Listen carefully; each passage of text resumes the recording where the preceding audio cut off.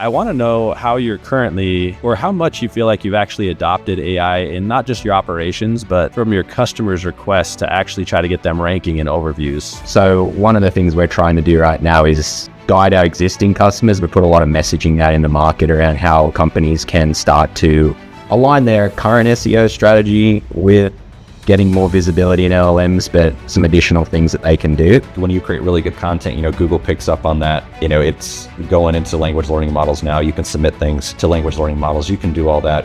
The truth is, when people reach out to me about AI, what I tell them is the output is only going to be as good as your input. The AIs are still super geniuses, but also pretty stupid. So, for instance, if you have an article which has already been written and it's generated by AI, you can still succeed with that if you have better visuals, better accompanying media, better technical on your website. But if Google recognizes from what I've seen that you've actually used AI to generate the writing, they will give you a penalty for it. Half of our clients are content creators that make money from ads on their site. And so those are the people that A, got hit really bad in the HCU in a lot of cases, or some of Google's recent updates, and B, are the most angry about their content being used by AI because content was their product. Ultimately, if you talk about AI search and all that stuff enough, you wind up just rediscovering SEO, or you wind up just backing into SEO tactics anyways. And so I'm making sure to just have that conversation with them to just say, like, we're already addressing all these things already because it's essentially SEO. It's just a different focus and different deliverables and different things that we were doing already. All right, welcome to another episode of SEO On Air. We have 5 agency guests here with us that are going to give us their insights onto the marketing world. I'm going to start with Lee Black to give us a quick introduction and a little bit of a view into your background and company. And we'll move on for everyone else to give us a view of themselves as well. Yeah. Hey guys, Lee Black, owner of Antilles Digital Media. Didn't ever plan on starting a digital media agency. It just kind of happened, I guess, out of necessity. About 6 years ago, I started an opioid addiction treatment facility after a family friend passed away from an opioid overdose in Charlotte, North Carolina. Went and talked to a bunch of different agencies to try and build a website and everything else. I was putting out these yellow signs on the interstate that said Suboxone Clinic, Medicaid accepted, and our phone number on Fridays, pick them up on Sundays. Really had to teach myself because everyone want to charge a ton of money. We accept Medicaid. We accept people that are most oftentimes stigmatized or treated negatively, really trying to make a difference in the community. Fast forward about a year, we ranking number 1, taught myself watching YouTube videos, tutorials late at night. My wife kind of thought I was crazy. And when COVID hit, we started having a lot of other facilities start reaching out because we ranked number 1 in Charlotte, worked with the sheriff to help implement processes and plans for people that were negatively impacted with COVID and opiates. There was about an 80% increase nationwide in opioid deaths during COVID. Got a little notoriety. So then all these facilities started reaching out, basically saying, hey, I've been burned by my marketing agency. You're ranking number 1. Who do you use? And funny enough, that was me. So 5 years ago, started Antilles, and our goal is to treat every single person just how we do our patients at our office, which is openness, transparency, building a plan, completely fair, no long-term contracts, making sure that we get results because 95% of the clients come to us have been burned before. They just don't get what I like to call the care that they need, which is very similar parallel to what we saw in the addiction treatment field. And so we specialize in the addiction treatment medical field, and we have about 85 clients across the country. And it's just amazing to help others, and total right now under care, but across all the facilities, about 25,000 individuals and families that we help every day. Awesome. I love the passion behind the project. I think that's great. Rebecca, please give us your intro. Hey, I'm Rebecca. I started Clara, which had a different name when we started in 2019. I'd been in the content marketing space for several years, doing marketing of all kinds, trying to figure out where I fit in, and realized that I kind of had a knack for this content-led SEO thing while I was a managing editor at a website about dental health, which is a topic I know way more about than I really ever thought I would. So we specialize in D2C brands with a wide audience, like across the states. We don't work with business-facing brands, which has been really fun because I feel like we get to hear a little bit more about the individual impact of what we're doing. But we started out more health and wellness focused, and with some recent updates, we do less of that, but it still stayed D2C. I am very big on keeping a life life that I enjoy and manage. And so for me, that meant not scaling a lot. And so we're a boutique. I keep only up to 12 clients at a time. And I'm really strict about that for the most part because it helps keep my work-life balance really nice. And so, we've had some success since the helpful content update. We've actually had some success with some brands and types of clients that tended to do really badly in that update. And so it's been kind of a fun but wild ride these last couple of years, especially. I love it. The thought of work-life balance and everyone on the call shaking their heads in agreement sounds amazing, right? Joshua, can you tell us about yourself? Yeah, my name's Joshua Jacoby, and I'm the owner of My Favorite Web Designs, which was the name I gave my marketing company when I opened it in 2009. If I could do it again, I'd probably go with something more marketing focused, probably shorter. But, here we are and the brand's known, so I kind of like keeping it as it is. We're roughly 50 people at the company. We've been in it for about 16 years. I think what sets us apart is a huge technical focus. I myself am a coder. I've been coding since '05 websites. I'm also a graphic designer, and for the first 8 years in my business, I did 100% of the coding and the graphic design myself, and I would use employees for kind of like the easier stuff. But now we're a bigger agency, and I kind of help train the coders. But we still see so much opportunity in terms of underexploited schema, website speed not being fully deployed, latency not being reduced, like all kinds of cool technical things. And that's the bend I like to focus on. Thank you. And Robbie, please go ahead. Yeah, so Robbie Richards, co-founder of Vireo. We started about 13 years ago. It's kind of a funny starting story. My co-founder and we started in 2012 after he was building a mobile food ordering platform at the time. And I was out caddying for one of my old Boise State College golf teammates on the Corn Ferry tour. Came back into town, was looking for a job. So started helping him with some marketing of his platform. So we started working with some restaurant clients. And so I started just training myself, trying to learn how to do SEO, local SEO to start. And then I just sort of built from there. And here we are 13 years later. The last 6-7 years, we've been focused primarily on B2B SaaS companies, everything from startups to publicly traded companies. So, that's a bit of a backstory. Yeah, that'll be great to expand into when we ask the questions for everybody too. It seems like a few of you just stumbled into marketing and made something of it. So it'll be great. Brady, please give us a view of your world. Right on. Yeah, well, great to be here. I'm Brady Madden, the founder of Evergreen Digital. We are a SEO agency focused primarily on the wellness and cannabis industries. I worked in nutritional supplements for a long time. I spent about 8 to 10 years doing sales and marketing for various types of supplement brands and things like that. And towards the end of it, I started realizing how well I could sell supplements online through social media and other areas. So kind of keeping with the trend here and kind of backing into digital marketing, that's essentially how I got into it. The company that I was working for surprisingly didn't want to focus on social media at the time or do any sort of digital. They thought it was a bad play. So I ended up leaving there and got a job with a pretty large digital agency that had a huge backing with major publishers and things like that. And from there, I started really kind of cutting my teeth in different areas of digital marketing, building digital strategies. And I started wanting to specialize. And so I was looking at paid search, organic search. I wound up working for a CBD business back before CBD actually was, super popular and everywhere like it is right now. And so we got hit with a Medic update around 2018. We had just gotten our site over 100,000 in sales a month. We were crushing it.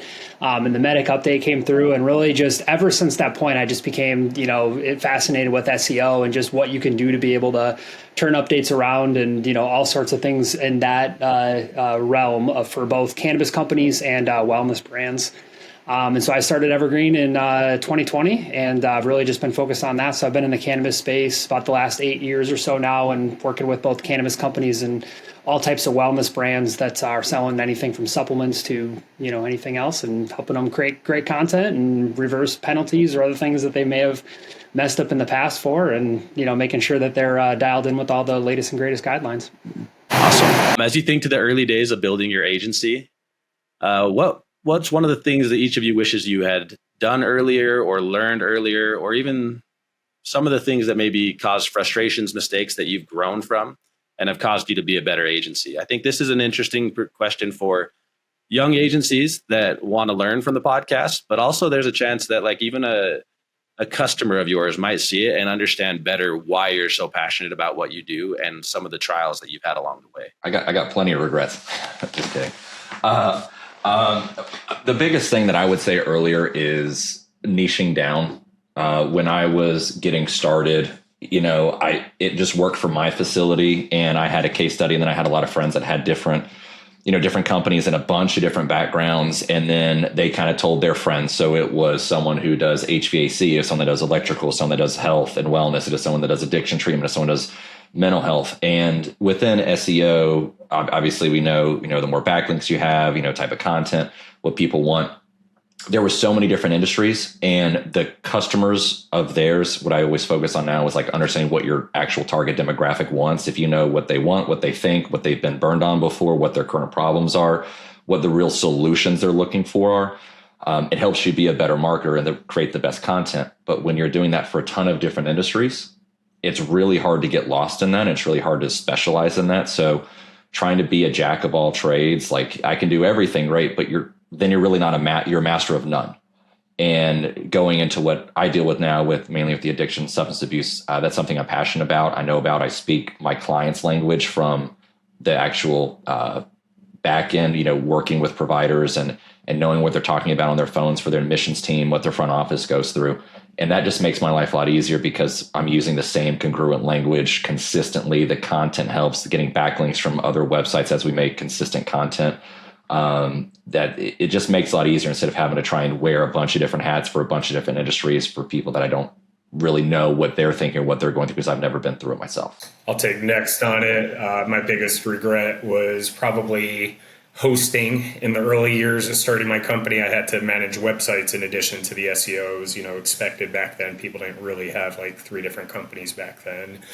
And initially we started hosting on shared hosting platforms, and I was a newbie and I did not realize how dicey that was. So we had servers get frozen up and like kill SEO efforts. And then I finally started my own hosting in 2014, but I had a big learning scale on that and plenty of problems. So finally by 2016, we had everything fully stable, but there were a few security holes, and I actually had a third server, and I had an employee delete the server by accident. The entire server with 60 something websites on it.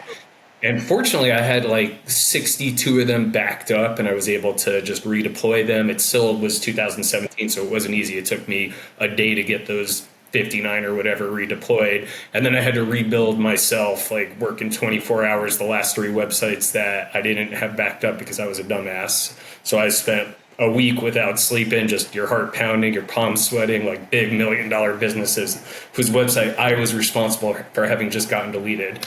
So now I never fail on backups, and hosting is almost my number 1 priority. I'm bulletproof on it these days, but man, was that the worst day of my life. I don't have anything that stressful to talk about, but in the early days for us, I think like when starting out, very, very beginning, usually had all the process as I was learning and figuring out how to do things for clients and finding what was working. It was sort of stuck in my head for a long time.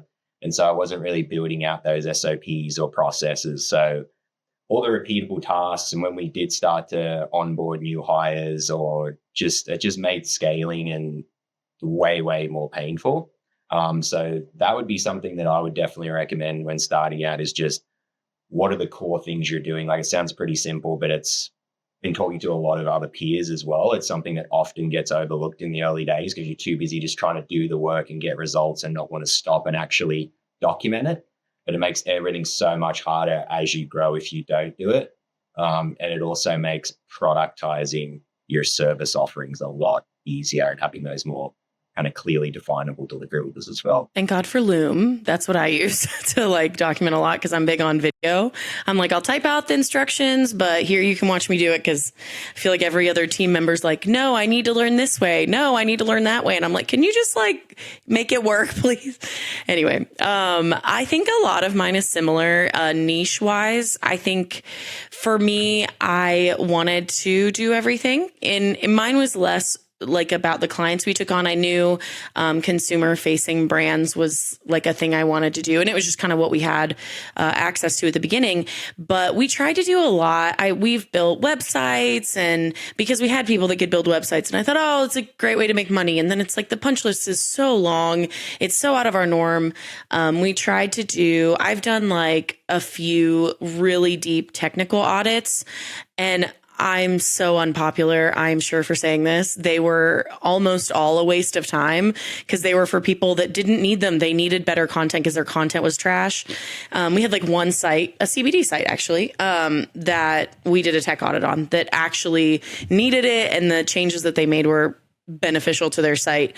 But I wish that I had just kind of found other vendors that could do deep tech audits. We do like real light stuff every quarter for our clients, just to make sure there's nothing like egregious.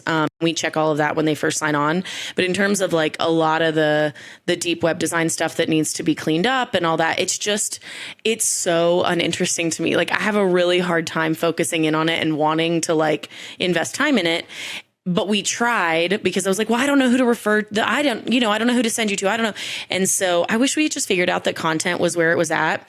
We've had insane success, and like it only has come from when we just focused on content and not a lot of other stuff. And so I wish I'd just kind of figured that out and realized like, hey, we are like first a content agency and not first a, technical agency, a technical SEO or web design agency.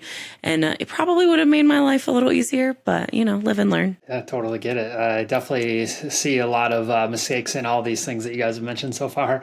I think for me, probably the first thing was I wish I would have started posting on LinkedIn sooner, and just more or less, LinkedIn may not always be the platform, but right now it seems like it somewhat is for getting leads and things like that. But I wish I would have just started sharing thoughts and creating content for LinkedIn around what I was doing, what I was focusing on, and more or less just created more of a demand for myself. Because the more that I've done that, and the more that I've done that in the last even just year or so, the more leads and just, better opportunities have come in. So I think, getting that started sooner would have been better. And then also just productizing my services so that I didn't have to take on so many cheap deals or so many just deals where I was like, oh, I'll just take this on and then I'll show them what I can do. And then I'll be able to upsell them into way more, or just people who were asking for things that like I kind of did, but I didn't necessarily do. And just being able to just be more focused on like, okay, this is what I do. And it's like, if you don't want to do this, that's okay. I'm just going to go find somebody else, and just kind of having more of an attitude like that. Just because anytime I got into situations where I was doing what I would normally do, but then I'd have this extra task or that extra task, or if it just wasn't, paying me what I thought it should have been for the thing, but I was trying to take it on because I was worried about money, or I was worried about getting everything going. And it's like those deals never worked out. The promises that were made were never kept. The additional business was never brought on, no matter how good of a job I did for them. If I saw red flags at the beginning of it, the red flags always continued every single time. And so just being able to realize those things in deals and deal making up front, so that I could just have better deals to fulfill on the back end. I like that, Brady. I started in 2009. I was my first 6 months, I was advertising on Craigslist, and man, the wild stuff that came from that platform. You got to turn down stuff. Good lesson. It is true that the red flags stay red flags. Like I did the same thing. Like, it'll be fine. They're begging for this discount, or they're demanding we do this or give. And every single time I'm like, oh, I'll do it. No, it has never been worth it. Every single time, without fail. I mean, we all know that negotiation tactic, right? Like the one that's the most willing to walk away tends to be the most powerful in closing the deal. There's another question that I wanted to ask was along the same lines of being willing to walk away, but how do you stand out from the crowds? Like there's a lot of marketing agencies. And I like that there's so much contrast and even like style and technical aptitude inside of this call itself, because it's going to be, I want to know how you're communicating to your customer, why you're more valuable than maybe, and we like to call it the cookie cutter agency, like the agency that's just selling the standard packages. How are you able to stand out from the crowds in the marketing realm to show your customers that you're not the one that's going to scam them? There's that frustration of spending money and having it gone to waste. How do you show you're not that company? How do you stand out? I can go first. I think that one of the things that I started out with, that every time I thought about getting away from this, I feel horrible about it and it hasn't worked out. I'm the expert. Like, I started this because I know what's going on, and I love the people I work with, and it's great to see them grow and like get more into what we do. But one of our standout things is like, if I'm on the discovery call, I manage your project. That's why I only have 12 clients. I also only work like 12 hours a week. So don't tell anybody that. My team does a great job without me. So that's part of what I do, is like, I am the one that's managing, making sure that what's done on the site makes sense, that if clients have issues or problems, they never have to like go through multiple people to get to me. Because we only work with brands that like our system works for. Like, I've rejected some larger like corporate contracts with large companies that like, for them, it was actually weird. Like, it wasn't a good fit to just. Anyway, I love working with people that you guys, a lot of you said this in the beginning too, so I'm sure it's a thing we all hear, but I love working with people that are like, my old SEO agency only ever spoke to me in terms I never understood, and I still don't know what they did, and I still can't see the benefit. And so a lot of what I try to do is just like demystify. Like, I understand that you don't know what schema is. I don't really know if I care. You know what an H3 tag is. Like, we'll make it work. But the point is, I try to simplify things down for people who have just kind of felt scammed before. And so that seems to be a good niche for me, to find people who, a lot of the people that come to me, part of the reason I'm not into like the tech side, and maybe this is another standout, a lot of the people that come to me have had tens of thousands or hundreds of thousands of dollars sunk into websites and tech work and all this stuff, and their actual traffic has not gone up. And so they're coming to me going, okay, well, now where's the content? Like, what do we do to make this actually work and not just, wasted cost? So also, I'm a girl, which apparently I guess makes me a little different. I didn't think about it till we got on this call, but at our agency, we do spreadsheets at the end of every month with a detailed time card, and I feel like a detailed time card is a differentiator. I already mentioned that we have a technical focus, and then also our spreadsheet approach allows us to collate all the logins for absolutely everything we've created for clients in a single place, and I feel it gives them a high sense of ownership over what it is that we're doing for them. So, I like that level of transparency. That's the word that I use all the time. I know this is just me like plugging, but not plugging me. But Joshua, I'm so glad you said that, because like, we had a client come to us for content, not website related, that had worked with an agency that built their website on what do they call it? Like their own platform. The client had no access to their own site. They couldn't edit a page on the site. They couldn't change a word, like, without paying this agency like thousands of dollars a month. I don't understand why that's like a thing anyone ever did, but thank you. Cause I think that that's so important, like that kind of transparency. The people that we work with, my very first ever client called, it was a mom and pop detox. Both their kids dealt with opioid addiction, and they opened up their facility to help other people, mainly parents that were dealing with the same thing that they did.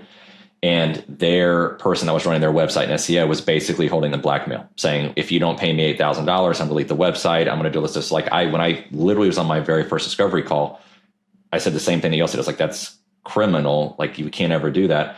And it's just, it always comes down to, like, when we build out content, that Rebecca's talking about, and I agree with you, content is king.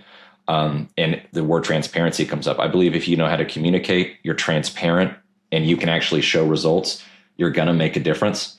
And for us, we offer a 60-day money-back guarantee. And part of that is we go in and actually work with the client, understand I can speak their language. It goes back to, again, communicating, knowing what our clients have been through. 90% of our clients have been burned before. Okay, so on the discovery calls, it's always, okay, you were with someone before, we're moving over because something wasn't right. What was it that you really wanted that you didn't get? And I want to make sure I deliver that. I always like to start out with the negative side, because you're more likely to take action. You're more likely to talk. You're more likely to give what we need if it's getting out of a problem rather than a solution, which is why, politics and the news is always so negative, is because it drives people to actually protest or vote or donate or whatever that is. So what I always lead with is, what were we missing before? So I can make sure that everything that we do moving forward caters to your exact need, because everyone will tell you why they're upset. And we see that with Google reviews. We see that with everything else. People are likely to give a 1-star review than a 5-star review if they're not happy. So it's just understanding that human nature, and then meeting them where they're at, and then level setting. My wife's favorite movie is The Wizard of Oz. While they say, we're going to build that yellow brick road. Like, we're not going to detour. We're not going to go anywhere else. Like, this is where we need to go. We're going to stay on it. Don't venture anywhere else out. And they know exactly where they're going with us. So it's very easy to just kind of stay on this path. Yeah, for sure. I love that. I think a great point that you said, it was just like the questions that you're asking. It's like, because you're asking the questions that are really understanding, because sometimes you can uncover that they're just a bad client. And it's like, okay, well, these are red flags for you as a client versus like you actually got ripped off. And so I think it's good to kind of have that understanding within that. But I think what also makes just like the questions that you were just talking about, other things that you're asking, I think you said something earlier too, Lee, about niching down. And I think when you have like a focus, like when I'm talking to a cannabis operator or a dispensary operator, I already know what things they're looking at and what they need. And I can speak to their language. I can speak to where the laws are at in their state. I can speak to just a lot of things that they're going to they should feel that differentiation. Because I know if they're talking to somebody that's maybe overseas or somewhere else, like those companies can do great work, but if they don't understand their industry, they can do work in the wrong places or do things that maybe increase traffic but don't necessarily increase foot traffic, or they don't necessarily increase e-commerce sales or anything like that. So I think having a focus and understanding the industry and having that sort of niche that you work in, I think could be a really big thing. Causes you to ask better questions. The transparency of just like here's what we're doing and here's why we're doing it, and just communicating that at a level that the client can understand. There's very few clients that I have where if I start talking about clicks and impressions, I see their eyes just glaze over every time. And so if I'm ever talking about those things, I might reference them, but I'm also going to put it into terms that they can actually understand of, people are searching for this term to find you locally, and or people are searching this term, but you're missing out on it because you're not visible for it, and just speaking at their level so that they can really translate it to what it means to them at the end of the day. Because at the end of the day, all they care about is, did they get the leads? Did they get the foot traffic? Did they make an e-commerce sale? Did something happen that was positive that can show them that they're getting an ROI from what I'm offering? And I think that your reporting, your communications, and all that stuff should be making it so obvious to them that of what's happening and where it's happening and why it's happening that they shouldn't even have to question you. Yeah, it builds trust too. We see it a lot. We do a lot with military veterans, and we work with some professional athletes.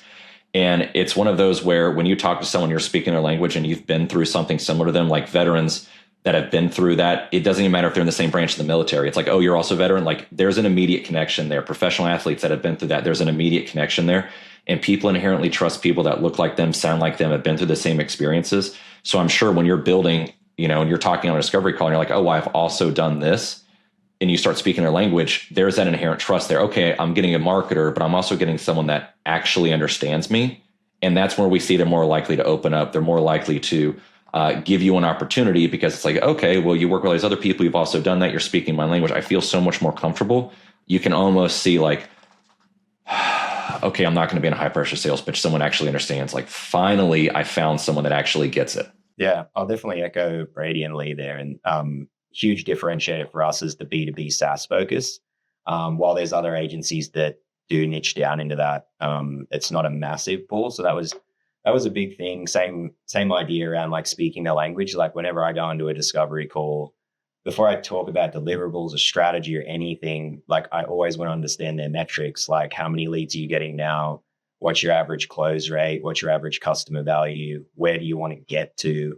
And I want to understand all those things, because based on the answers to those questions, I can quickly tell if they're going to be able to afford us or if it even makes sense for them. And I've told people before, like, based on these numbers, it's not a good fit.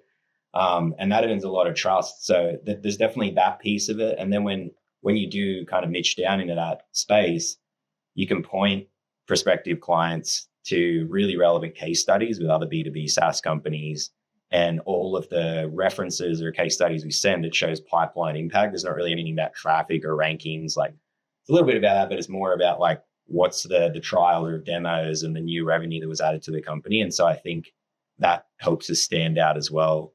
And then one thing we've learned too with NPS surveys with clients is ahead of like content deliverables or link building or whatever else like deliverables. What's an NPS survey, Robbie? NPS? What's that? It's just like we're just sending out like an email and asking like, how likely are you on a scale of 1 to 10 to... It stands for Net Promoter Score, like typically out of 10, and like 9 and 10 are great. I think 7 and 8 are kind of mid, and then anything below that, you're not doing so hot. Perfect. Thank you. Yeah, we run this every quarter with our clients, or every 6 months, 1 and 2, I can't recall exactly, but just to give a pulse on that. And it's almost always the strategic relationship side of it, that people, that's what keeps them around long. Like we've got some clients we've been working with for 7 years now. Our average retention is 2+ years, and that's the constant big theme. And I think that helps differentiate. And the nature of SaaS too is like our ICP, a VP of marketing, chief revenue officer, CMO, and these roles, they'll typically move from company to company every 2 or 3 years. So if you've built trust, when they go to a new company, they bring you with them typically. And then if you've done a good job, you stay at the previous one. So that's actually been a really good growth channel for us over time as well. So yeah, nothing groundbreaking, but definitely the niche focus and being able to show those actual like. Well, what you said, no, I get more people that actually pay attention when I say, hey, this isn't a good fit. Here's why. It's because they realize, okay, I'm not trying to tell you whatever you need to get a deal. Like I'm telling you no. And there are many times where I've talked to clients where I said, with what we're doing here, either your expectations or what you're doing is just not congruent. And I'll say, if that's your results or that's what your expectations are with either the amount of money you're paying or what your services are, I can tell you why you're not getting results. And if you want to stay the same, we're just not going to be a good fit, because then they realize, okay, well, they said no. So they're actually going to tell me why or what I need to do. And that's where, again, it always comes back to trust, where they actually realize, okay, I'm not just some sleazy sales guy. I'm a guy that actually really wants to help. And so I see you all nodding your head at like, no, okay, well, why? Well, why don't you want to work with me? Almost like they take offense to it. It's like, well, I want to get you results. If I don't get you results, I'm going to refund you your money. And then I'm out my time and my money. So I need to make sure it's a great fit. So, yeah. Yeah, I was talking to a prospect yesterday, actually, and we got into the budget conversation. They told me a figure, and it was well below like what we would charge as an entry point. And I just simply asked her, I said, how did you get to that number? And she was like, oh, we did some research on companies out in the space. And I could kind of tell that like it was just a number that was sort of thrown against the wall. And I was like, well, then this is typically what we see companies at your stage, basically a startup. Like, this is how fast you need to move to actually get results in the time frame you're wanting. And this is the sort of range we'd be looking at. And then I just flipped back to her and said, how did you kind of, how does that sit with you? And then anyway, over time, it just turned around to, well, we could actually get the money to do that. But they started to trust because I wasn't just like trying to meet that price point. They started to actually trust that I was really wanting to actually recommend something that would drive results. So yeah, it kind of aligns what you said. I think I'll jump in here. I think that all ties back to what Rebecca mentioned earlier too, which is like, I'm an expert in what I do. It's funny that the trust you guys are all talking about is not simple surface level being able to communicate what SEO is. It's far more of being an expert that shows the customer that you're not leading this conversation. I'm leading this conversation because you need me. And I think that that's a really good testament to like what a good agency actually does for a company. Is you're hiring us because you don't have this expertise in house. And I think all 5 of you have actually done a really good job of explaining like, this is why you hire us. We know what we're doing and we're going to make your life easier. I think that's come up pretty often when agencies talk about hiring employees. They don't want to hire an employee that they have to train. They want to hire an employee that's going to help them be better. Yeah. I know I've like succeeded in establishing that relationship if after the first couple of months, because everybody, like a lot of people we work with, because content takes longer to produce and it's a little slower. But if after, 2-3 months, I notice clients are like, yeah, those pages are great. Whatever you think, what should we do? And like start actively asking questions that I didn't even surface. Like they just had internal discussions. And I have the people I'm working with longest are the people that are like, you choose, you don't have to tell me anything. And I'm like, well, I'm still, I'll still give you like a monthly report on how your metrics are all doing and what we did this month and all this stuff. I have had literally 3 clients that currently work with me that are like, you don't have to, like, you go for it, but you really don't have to. And I feel like that's the point that we get to where I'm like, I like build enough trust with people to be like, you know that you need me and you know what you need me for and you know what I'm good at. And so now you can trust that I'm going to I'll give you the right advice. And those people love to refer other people. So that's, it's just a constant cycle. So when it goes from, hey, I need to have a meeting every week because I've been burned before. I need to have a meeting every week too. Yeah. Oh, I'm good. Like I can see I'm getting more clients. I'm making more money. Like I know what you're doing. So seeing that from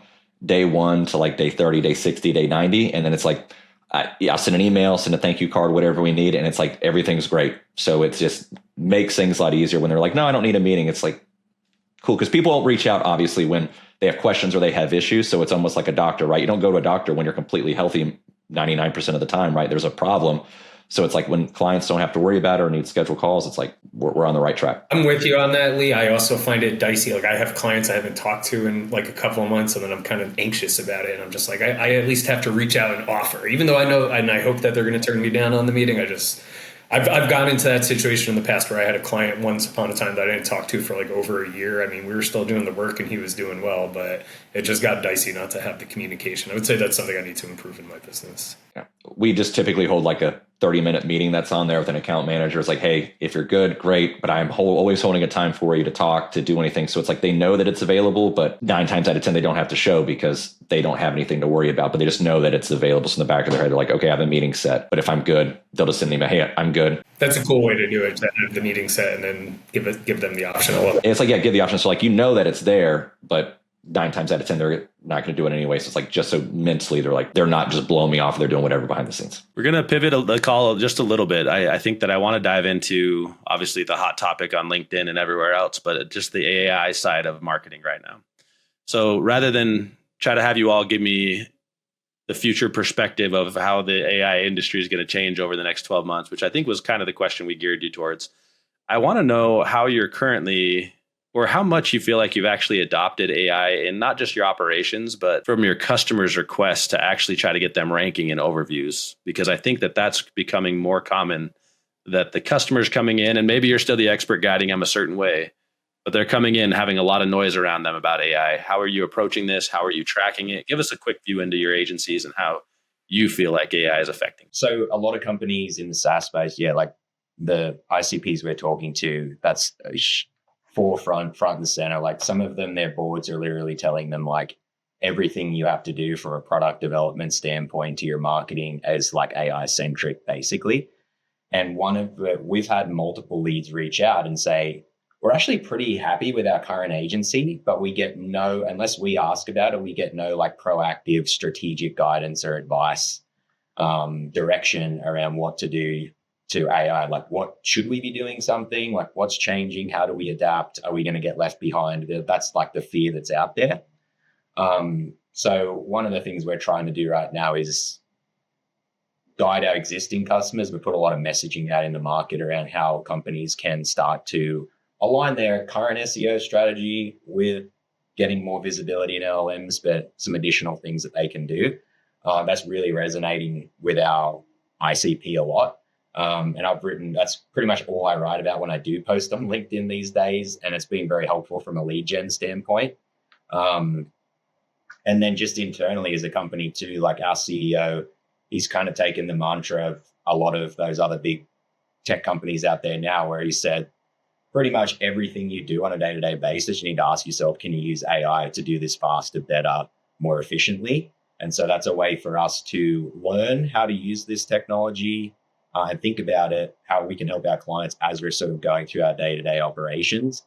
And there's lots and lots of examples of how we're doing that. But like everything from like chaining prompts together, like creating a researcher agent based on what you get in a discovery call to then generate a prompt that you can then feed to another agent that's an SEO expert to then help kind of identify quick strategy wins for a proposal, or like we're using Claude with Ahrefs MCP to quickly extract insights, like find all the keywords this client's ranking in the top 10 for where there's a video carousel in the SERP, so we can identify opportunities to get rankings there. So we're doing that, but then on the reporting side with clients, all of our reporting now, we have like dedicated dashboards to like traffic and leads coming from different LLM sources, and then like using technology like Peak AI outside of the direct clicks, like how visible are you across different prompts, which is people could argue about doing that, but just trying to give people more and more visibility around that. And that's been, clients absolutely love that, because they can then take that to their CEO or their board and they can show that they're actually doing something, they're thinking ahead of it, rather than just, we're just going to do SEO like we always have. And don't get me wrong, there's a ton of good synergy there, but they want to know how do we adapt and like what they look at it like it's fire. When my thing is like when you create really good content, Google picks up on that. It's going into language learning models now. You can submit things to language learning models. You can do all that. The truth is when people reach out to me about AI, what I tell them is the output is only going to be as good as your input. And right now within Google organic SEO, which is what we specialize in, at a base level, Chat GPT, Perplexity, everything else, they already pull indexed content and then basically rewrite it a little bit and then give that to you. That content at a base level isn't anything new for Google. So within Google's, crawling within their indexing, they're always looking for content that's unique, that gives a better value position, giving something of value that is different, that's better than what's already there. So AI at a base level helps us identify, exactly what Rob was talking about. Where are we currently ranking? Where are we at? We can use it and analyze the top 10 for a specific keyword. But at that point, it really takes a person to go in and understand, okay, what specifically are on these pages as a human interaction? To me, I view that Google's algorithm, everything at a basic level is risk management. They run 95% of search traffic. They don't need new clients. They need to minimize losing clients. So everything that we do and build around says, okay, how do we give the best human experience? Which is why I believe that Google's algorithm is literally an algorithm that's designed to judge human behaviors, human emotions. Is this good content or not? So when we can actually take the human element, once we use all the basic stuff using AI and then layer that human element on top of it to review it to see, okay, as a human experience, is this speaking to me rather than, okay, it just has the right titles, it has the right meta tags. Like that's one thing, but does it actually convert? So that's where I'm seeing with AI, a lot of people just the structural technical SEO. But then once you get there, you get those rankings, what do you actually see convert? Because so many clients say, okay, you got number one rankings. That doesn't mean you're going to get sales. That doesn't mean you're going to get clients. It doesn't mean they're going to give you a call. And you have to do both now more than ever, get ranked and then actually get conversions from that. Because if you're only doing one or the other, you're going to fail. You have to do both. Agreed. Yeah, we in our agency, we use AI to assist with content generation. So for instance, we use 11 Labs to do voice cloning so we can do podcasting for clients inside of their voice. And sometimes we use generic voice so that we can get audio versions of popular articles and so forth. We use AI for image generation. We use it for analysis, as you guys mentioned, so you can find weak content and opportunities inside of SEO. We don't use it for writing for the exact same reasons that you guys just mentioned. I will put out here that I do feel the AIs are still are super geniuses, but also pretty stupid. So, for instance, if you have an article which has already been written and it's generated by AI, you can still succeed with that if you have better visuals, better accompanying media, better technical on your website. But if Google recognizes from what I've seen that you've actually used AI to generate the writing, they will give you a penalty for it. So for instance, there's something stupid called a humanizer. And if you generate AI content, you can put it through a humanizer and it removes a lot of the grammatical structure that allows Google to reverse and realize that you've used AI writing. And something as simple as that is actually fairly effective, disappointingly. So we're not doing content that way, but we know that some people are and are succeeding, and we do have an eye on it because I have to assume as the LLMs get better, they'll be able to give us more and more unique content. I'd say the biggest place that we're not using AI, unfortunately, is in video generation. It looks like a lot of the video generation, like VO, is just enterprise focused. It's like $2,000 a month. And the consumer products that we've tested out aren't really production ready. Like they're just kind of not good enough. So that's my take on it. Yeah, I'll just hop in real quick. When you talk about the AI part, it's only as good as what you're going to get, like what you're going to put into it. And it's still light. I mean, it's literally relatively new. So people always ask me, what do we need to do for this content? What's next? What's next? The truth is, there was stuff that I didn't think would be in the SERPs and AI overview or stuff that you could do with AI. And I was like, okay, that's probably a year out. I swear to you, the next week, I started seeing that in AI overviews, YouTube videos, and then more of the video generation. So it's coming a lot faster than what people think. It's a little scary, even though I work with it every day. But it's really cool to see like what's possible, but it's also like, okay, there's so much now, like what's next? Technology is evolving so much faster because of it. 6 months ago, people used to ask me to code a website using AI, and we did it. We generated it, and it was sloppy code and it didn't perform well on speed metrics, and there were unnecessary pieces of logic in it. but it's gotten so good in 6 months. And if you use it as an assistant, it's just like all the coders are freaked out by it. Everyone's freaked out. I have kind of a, like, because of my client base, I have a weird, I have this push and pull constantly, because I have one client who, until they got acquired 2 weeks ago unexpectedly, was obsessive about, like, are we in every AIO for every relevant term? Does ChatGPT surface us first? Like, they were obsessed with that. They would write all sorts of stuff. We tested some AI writing stuff, and just, I had felt like not great about it. Our writers are great, and it's still way within budget. So we also do not use it for writing, but we use a lot of like LLM tools to inspire the way that we like lay out articles and reshift things around, whatever. Same with the metrics. Like, we now report on like the estimation of AI overviews, but also like the traffic that you're getting from AI tools, which a lot of our clients have asked about. But I'm in a weird situation because half of our clients are content creators that make money from ads on their site. And so those are the people that A, got hit really bad in the HCU in a lot of cases, or some of Google's recent updates, and B, are the most angry about their content being used by AI because content was their product. And so interestingly, it's actually given me the ability to like push them into some things I've been asking, which is like, hey, maybe you should offer a product. Hey, maybe we should like have some stuff on the website that's not just for SEO, and like you can be more creative, because LLMs love that stuff. You know, once I think Lee might have said something about that. Like, it's nice to have unique and fringe content, and Google will reward that as well. It's gotten a lot of them to listen to me. This is okay. I will say the one technical thing I'm very grateful that our clients are finally listening to me on is schema updating. I don't know why this was like such a hard thing to convince a lot of our people of, that like better schema is really helpful for connecting like entities within the knowledge graph, and you know that LLMs like to understand how these things all work together. And if you don't tell them how your brand is presented in a, you know, if you don't have like what social media is associated with your brand, and just simple things like that, it makes it really complicated.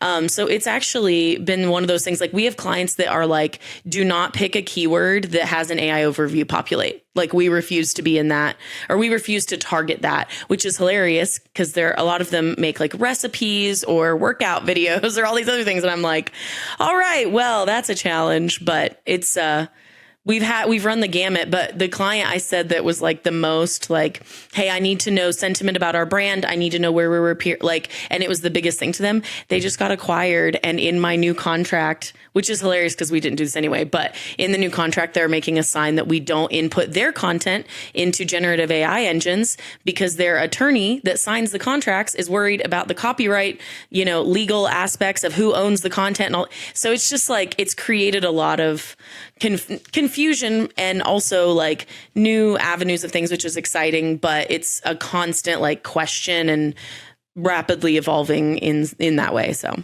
that's the exact opposite in my industry. I mean, so it's funny. Yeah. So like with ours, I mean, when it comes to like say addiction, substance abuse, right? There's typically 4 phases of awareness that our clients go through. It's you have a symptom to a problem, whether it's addiction or substance abuse, and then there's a certain treatment for that. And then there's a brand that offers that, or like one of my clients. So 90% of my Google ads, or what Google ads our competitors will pay for, are really that last phase, right? So the immediate buy now keywords. But a lot of people are searching for those information intents. And we see in AI overview, if I were to do, best drug rehab in North Carolina that accepts Blue Cross Blue Shield. I have clients that use Blue Cross Blue Shield. That's a super transactional keyword, because you're searching for a product and location with an insurance. If someone finds your website that way, they're as long as it relates to them, they're going to call you. And we're actually seeing the AI overview in a lot of our cases, it's actually above the ads. So I've had clients that are spending $20,000 a month in ads. We're able to drop that in 45 days down to $3,000 a month, because now those super high transactional keywords that they're searching for are now in the AI overview. So now it's a 0-click search. It's ranked at the top, supersedes the ad. So they don't even need to run ads anymore. So it's funny how it's different in different industries depending on what they want. Yeah, it's interesting to see your perspective on that, Rebecca. For the sake of time, Brady, I feel like we need to give you a chance to chat about it. We are a little bit over on time. If anybody needs to step out, we'll let you slip. Lee, just for you specifically, I'll keep you on a little bit after the recording ends, just make sure everything gets uploaded correctly. But Brady, give us your view on AI overviews. Yeah, sure. I can keep it pretty short. I think for the most part with clients, a lot of it's having client conversations. Like certainly we're using it internally to make ourselves more efficient, to be able to deliver a better product to our clients, to compare huge sets of data, all that type of stuff. But I think right now, the biggest thing for me has just been having the conversation with the clients and just helping them understand, like, okay, here's what you're getting right now. Here's what we are actively doing, which ultimately, if you talk about AI search and all that stuff enough, you wind up just rediscovering SEO, or you wind up just backing into SEO tactics anyways. And so I'm making sure to just have that conversation with them to just say, like, we're already addressing all of these things already because it's essentially SEO. It's just a different focus and different deliverables and different things that we were doing, already. So it's having that conversation, but it's also helping them and showing them from right now, from your analytics directly, here's how much traffic you're getting. And 9 times out of 10, it's way less than 1% of their traffic is coming from these LLM engines. So it's it's a good thing to have. Yes, we want to optimize for it. Yes, we want to have deliverables that are gonna benefit it and those sorts of things. But at the end of the day, AI search is driving. Google is still where everybody's searching at right now. And so it's just kind of visually helping them see that. Like we have a little a new slide that we added into our Looker Studio reports that just reports on the traffic that they're getting from various LLM tools. And so they can visually see that. I still think it's a huge thing, of course, if it's a B2B company. Yeah, 10 visits doesn't sound like a lot, but if you're selling a $250,000 piece of equipment, then that one sale that converted from ChatGPT, it's like, well, yeah, that makes a difference then. So it's just kind of helping them understand all those various nuances, where things are at, and then ultimately what we're specifically doing to be able to address that stuff for them. I wish we had more time because I'd ask for all your predictions. I'd be curious to see just how optimistic or pessimistic or how everyone views the takeover of AI in the marketing world and just how much it might affect them. But I appreciate you guys all being here on another episode of SEO On Air. You were great. Thank you for joining us.